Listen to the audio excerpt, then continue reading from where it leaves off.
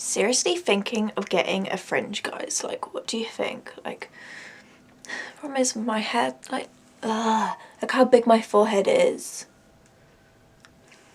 Sorry guys, I'll get into the video in a minute when I feel like my face is actually looking okay, but I can't see. I can't see if I do this. Hi guys, I'm Lily and I'm from Crafting Crew Mental Health, and I hope you guys are having a fab week. So today we are talking about long distance relationships, and I'm going to be honest with you guys. I'm not going to sugarcoat it. I'm not going to be like, yeah, it's the best thing ever and blah blah. I'm going to tell you the truth about it. There are good things, there are bad things. There's a lot of bad things mainly. I don't want to make this whole video really negative, but I just want to put all those truths out there and just say it's not the easiest thing you're going to go through. Me and my partner, he lives about 200 miles away from me at the moment. He's up at uni. We've now been doing this for 3 years. It's our last year, so come summer, that's going to be it. This year I thought we weren't going to spend our anniversary together. Luckily, every year he's kind of had a reading week. So that's already one downside. Like, you might not spend anniversaries together, birthdays. Normally on my birthday he's travelling to see me or something, so I don't even see him for the majority of the day, or even on the day. It's sort of a bit rubbish. It is really rubbish. You do start to feel like a single person again. You sort of have to go out with your mates and stuff like that on your own, obviously, because they're not around, and it does feel like you're a bit single at times, and it's especially hard when you're feeling low or lonely and they're up there, especially if they're at uni or something. They might be having a great time with their mates and you might be here on your own, or vice versa. It's quite tricky in that way. My friends always like to say I'm the gooseberry of the group. They're all in their little couples. I mean, it might be different for everyone. People have single friends, coupley friends. A lot of my friends are in couples. Some are even married and everything. I think one of the biggest things that are key in a long distance relationship is communication. If you're not communicating, or you're not open enough, or maybe they're not telling you certain things, your relationship is gonna pretty much die out. A lot of trust goes into it.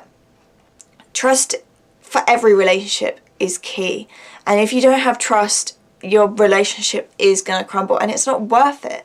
Why would you want to be with someone if you don't trust them? And like with a night out, I always say to my partner, it's not that I don't trust him, and I trust his friends, I know his friends now. More the fact of I get worried about their safety.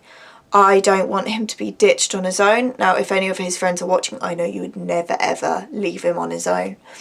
But it's just more of the fact that if something happened, you know where they are, or you know when they're getting home, or when they are home. It's even nice, even if your phone's on silent and you're asleep and they text you at 5 in the morning saying, I've just gotten in, I'm okay. It's nice to wake up knowing that they're safe. It's more of that. It's more of the caring side of it that I think is a bigger part, where if they don't do that, or you don't do that, you know, that person's always going to be second thinking, and you're going to be worried if they might have been taken advantage of, or something's happened. It's not always a trust thing. It might be a trust thing. You might be thinking, who are they talking to? Who are they doing this with? If you have that communication there, that is very much key in that. And with saying that, we are so lucky nowadays. We have smartphones. I have it by my bed all the time. You know, he can message me, he can call me, he can FaceTime me anytime we want. Where I have a friend that used to be long distance back in the day with MSN, and they used to go to the library when they were both at uni at 6 p.m. every day and message each other on MSN. Like, if that isn't love, I don't know what is. With making it work, you've also got to have a goal. And I feel like a lot of people don't really like talking about this in sort of long distance relationship videos, but it is a key thing. You've got to have a goal.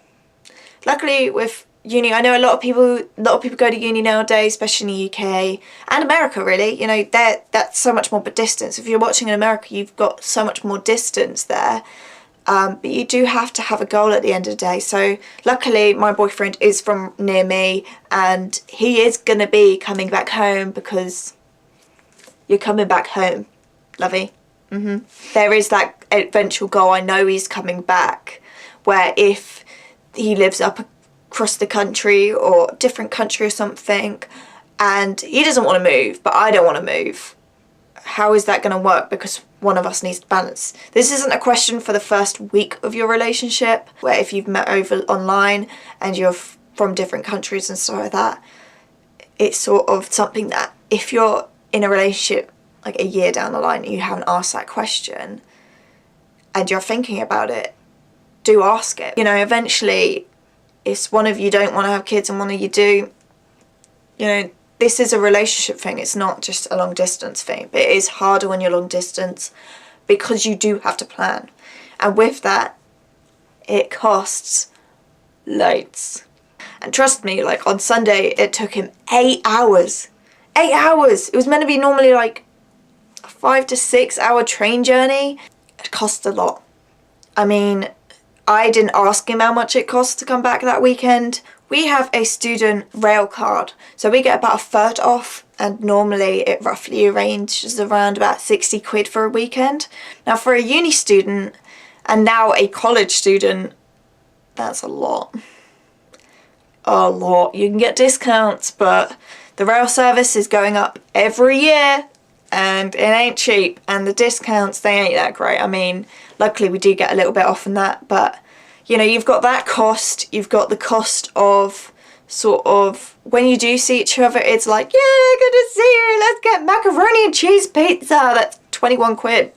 You know, you do think that, so you get excited. And I mean, in the long term, you know, if you're not seeing each other that often, you don't have as many dates, and you're saving a little bit, but not enough to counteract that. I mean, some people spend thousands to see their partner because they go on the plane and stuff like that. So in a way, I feel like I'm lucky, and I'm lucky in the way that I drive as well. So I'm going to be driving up to where he lives at some point, because I ain't spending 8 hours of my time on a train. No. It is kind of cute in a way, because you can send like each other letters and stuff like that. I've definitely done that. I've got gifts before where I've like got something in the mail and I'm like, oh no, what have I ordered now? I don't remember what I've ordered. Oh, you open it up and you're like, oh my god, there's so many sweets he's ordered me. And it's like, yeah, that's always nice to get a little present. So that's always quite nice. It's quite special. Obviously, it's so much more special to see them when you do see them. So sometimes that avoids the arguments, because you're like, oh, I'm too excited to see you to actually deal with the issue that we were angry at.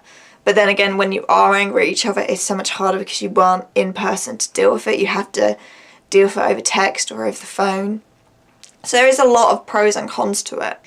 It forces you to be your own personality. If you've seen my video on feeling lonely, there's a lot of points to that as well. You know, you need your own personality, you need your own self sort of worth and stuff like that. You don't want to rely everything on your partner and everything like that. So that's always good to have. You need to be your own self, have your own hobbies, you know, have your own pastimes, own career, own stuff like that, because you're just going to be stuck. And if eventually, sadly, if you don't work out, you're going to be sat there like, I don't know what to do. Like, I have nothing to do because I relied everything on them, and that's not healthy. So if you haven't already, check out that video, because I'll link it in the cards, because it does have quite good points on sort of what to do when you are feeling lonely, because you will feel lonely if you're in a long distance relationship. It's horrible seeing couples going out all the time and then you're just there like, but with that, being your own person, I think it does strengthen your relationship. It hasn't made us rely on each other.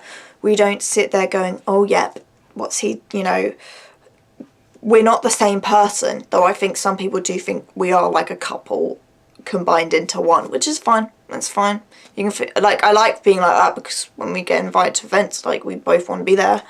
But at the same time, you don't talk to us and we're not we're not the same person. I do my own things. He doesn't understand about crafts. I don't understand about computers and stuff like that. So that's, you know, it's fine because we are still our own person. So to avoid making this video too long, I have loads more to say about it, and I'm sure you guys do too, so please leave a comment. But if you like this video and you want another one, please give it a thumbs up so I know. And if you haven't already, please subscribe. And I will see you guys super duper soon. Have a brilliant month. I'm still doing Inktober, so check out that down below. That'll be on my art Instagram and Facebook. But yes, I will see you guys next week.